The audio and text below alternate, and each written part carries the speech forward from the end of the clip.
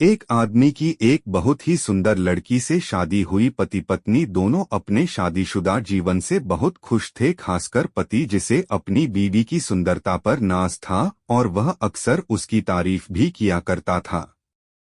कुछ महीनों बाद पत्नी को अपनी एक बीमारी के बारे में पता चला जो उसकी त्वचा से संबंधित थी। उसे यह भी पता चला कि इस बीमारी के कारण उसकी सुंदरता बहुत जल्दी समाप्त हो जाएगी और वह एक बहुत ही बदसूरत महिला में बदल जाएगी। हालांकि उसे अपनी सुंदरता खोने का डर था, उससे भी ज्यादा डर था कि जब उसका पति उसकी इस हालत को देखेगा तो वह उससे नफरत करने लगेगा और यह नफरत वह सह नहीं सकेगी।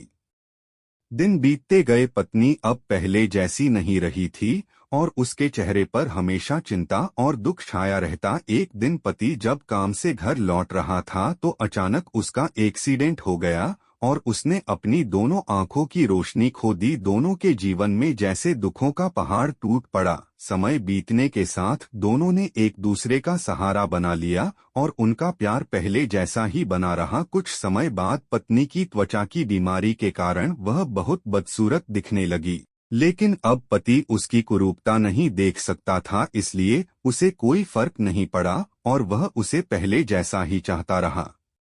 कई साल बीत गए और पत्नी की मृत्यु हो गई। पति ने पत्नी का अंतिम संस्कार अच्छे से किया और अब उसने अपने शहर को छोड़कर कहीं और जाने की इच्छा की। पड़ोसी जब उसे अकेले अनजान जगह पर जाने के लिए समझाने लगे तो पति ने सभी को बताया कि आप मेरी चिंता न करें, मैं अंधा नहीं हूँ, मुझे सब कुछ दिखाई देता है। मैंने अंधे होने का ढोंग इसीलिए रचा क्योंकि जब मेरी पत्नी ने अपनी बीमारी के बारे में सुना और उसकी सुंदरता होने का डर महसूस किया तो उसे इस बात का भी डर था कि मैं उसकी कुरूपता देखकर उसे नफरत करने लगूंगा। मैं चाहकर भी उसे यह नहीं समझा पाया कि मैं उसकी सुंदरता से नहीं बल्कि उससे प्रेम करता हूँ, इसलिए मुझे इतने वर्षों तक अंधा बने रहना पड़ा ताकि मेरी पत्नी खुश रह सके।